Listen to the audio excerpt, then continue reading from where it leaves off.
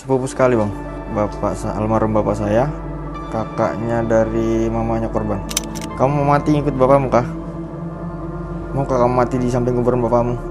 3 kali dia ulang kata-kata itu. Saya nggak niat buat ngerencanain itu sebenarnya.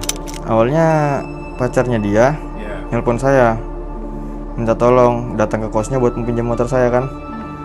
Nah saya mau bilang ke pacarnya, saya ngomong ke Ferry dulu ya, kan gak enak kalau langsung saya ke sana bang. Betul. Nah saya ngomong ke Ferry-nya marah.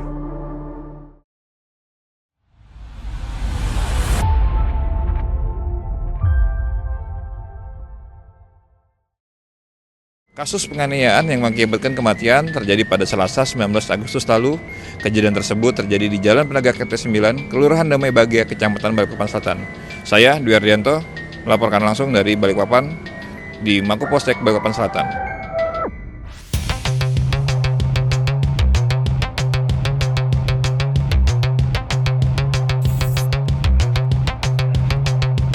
Warga di kawasan Damai Bahagia Balikpapan Selatan dikejutkan dengan peristiwa penemuan seorang pemuda berinisial F usia 19 tahun yang tewas bersimbah darah di dekat area pemakaman pada Selasa 19 Agustus 2025 malam.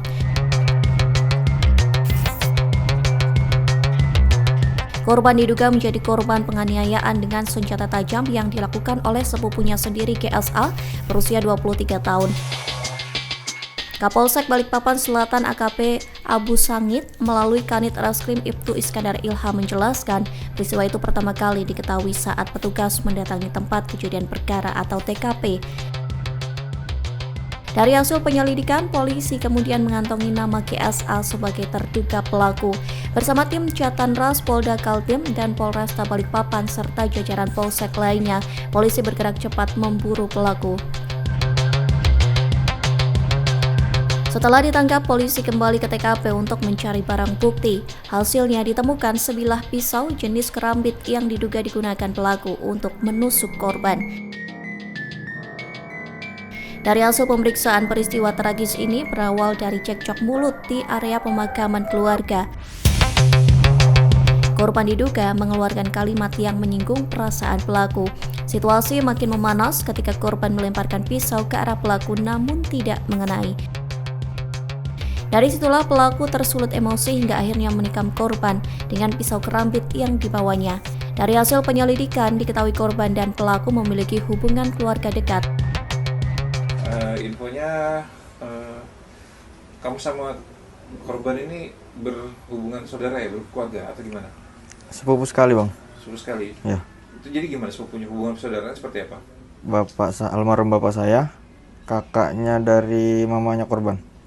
Oh, berarti emang sepupu sekali ya? Iya. Oke. Terus apa sih yang melatar belakangi kamu melakukan kemarin penganiayaan itu sehingga menyebabkan kematian? Dia di telepon dia ngata-ngatain almarhum bapak saya pak. Nah, kata-katanya seperti apa? Dia emosi, dia ngomong ke saya, kamu mau mati ikut bapakmu kah? Mau kamu mati di samping kuburan bapakmu? 3 kali dia ulang kata-kata itu.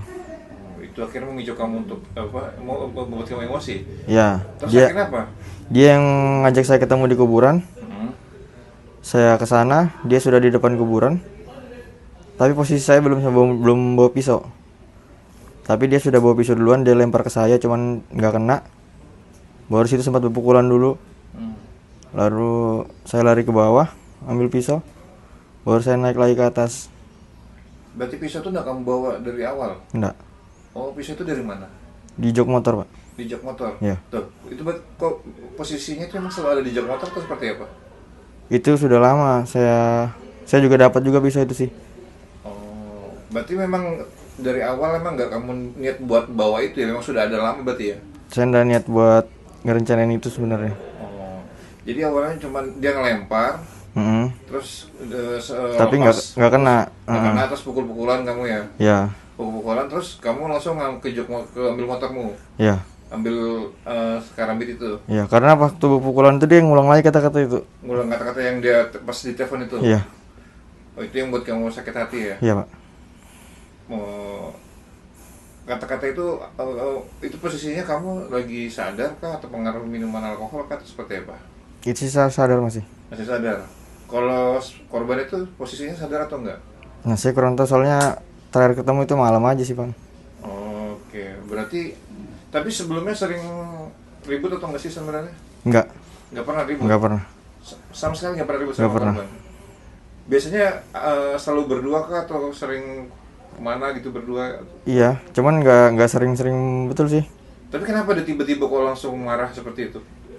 Awalnya pacarnya dia Ya. nelpon saya, minta tolong datang ke kosnya buat meminjam motor saya kan.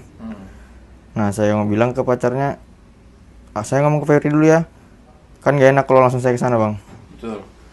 Nah, saya ngomong ke Ferry, Ferrynya marah. Saya telepon lagi pacarnya, aku bilang, marah Ferry ini, aku bilang. Nah, baru dia bilang, udah jelas Ferry itu memang bilangnya. Sudah tinggal aja. Tapi tidak lama saya nelpon lagi Ferry, sudah dari situ sudah Ferry marah sama saya. Tapi tindakan itu betul betul karena dia tuh pacarnya, jadi kamu menelpon sepupu Iya, kan? saya izin kan. Betul izin karena nggak langsung nelpon si pacarnya itu berarti kan? Karena pacarnya duluan yang ngehubungin saya buat minjam motor. Tapi apa memang sedekat itu kalau kamu dengan pacarnya? Enggak. Sekarang saya baru 2 hari juga kenal. Baru 2 hari kenal padahal? Itu pun dibawa sama Ferry karena Ferry kan nggak ada motor mau datangin pacarnya.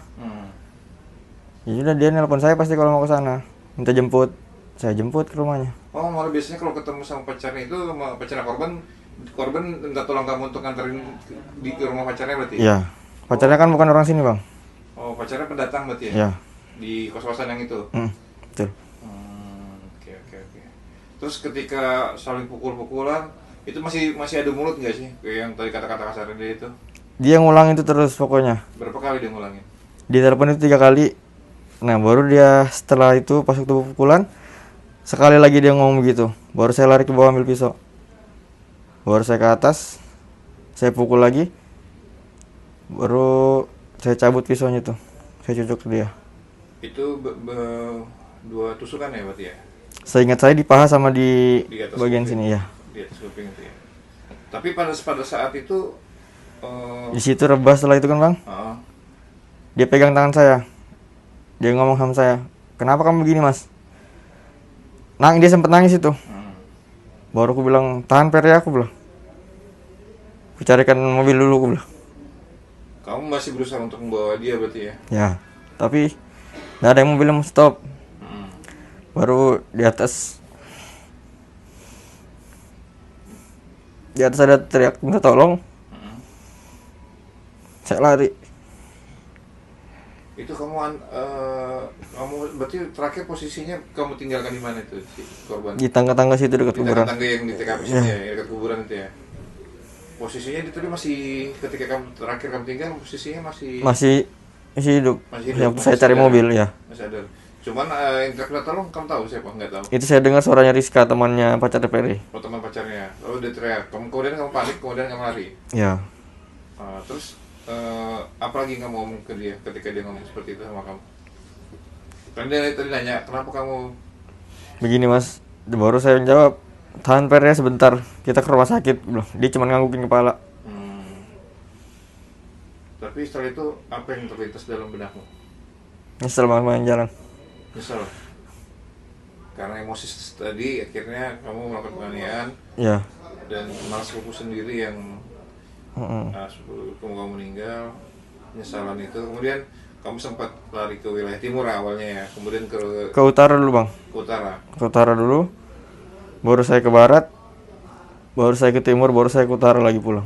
Ke utara itu ke rumah teman itu kan, yang Iya. 2 orang teman itu kan. Ke rumah 2 orang teman itu, kamu menceritakan kejadiannya ya. Saya menceritakan ke utara pertama, ke kilo 6 dekat rumah saya, di belakang rumah pacar saya itu. Lalu baru dia nggak berani ngasih saran, karena dia takut salah ngasih saran. Ya sudah Bi, aku bilang, kita ke rumah Lukman ya, aku bilang. Aku telepon Lukman. Lalu saya cerita di telepon, bilang Lukman, cerita ke rumah aja, ke kilo 4. Ke rumah Lukman kilo 4.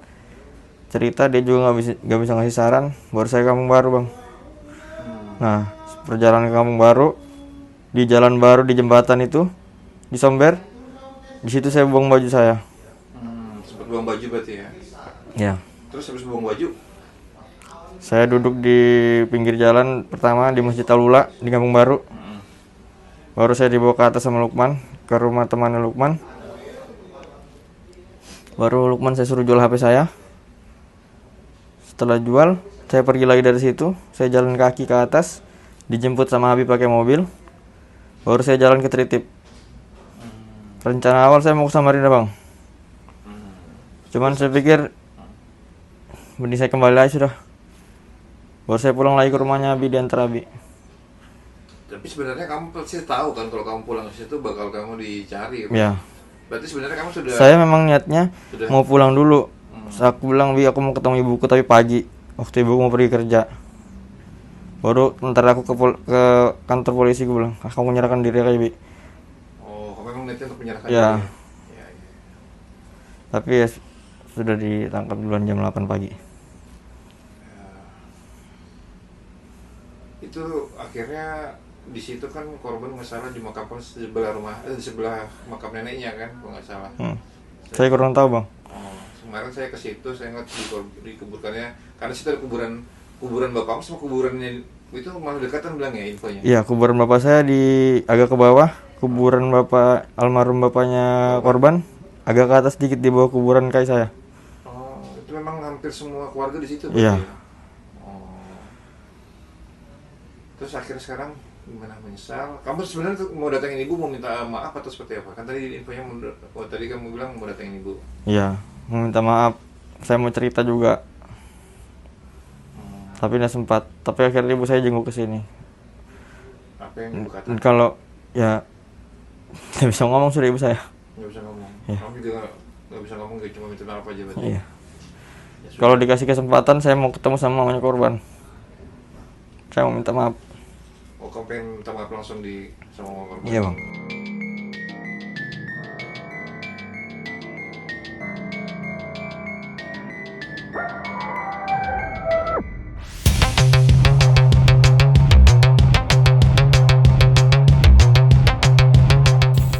Polisi juga sudah memeriksa 7 saksi termasuk orang tua korban, pacar korban berinisial M, teman kos korban hingga teman pelaku. Dari keterangan sementara diduga ada unsur cemburu yang memicu keributan meski pelaku mengaku baru kenal dengan teman wanita korban 2 hari sebelumnya. Saat ini tersangka GSA sudah ditahan di Polsek Balikpapan Selatan. Ia dijerat pasal 338 KUHP tentang pembunuhan dengan ancaman 17 tahun penjara, subsidiar pasal 351 ayat 3 KUHP tentang penganiayaan yang mengakibatkan kematian dengan ancaman 5 tahun penjara.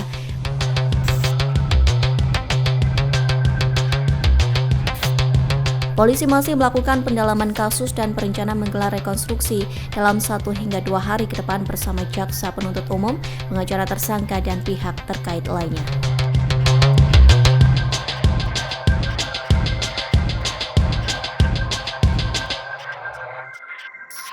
Download Tribun X sekarang, menghadirkan lokal menjadi Indonesia.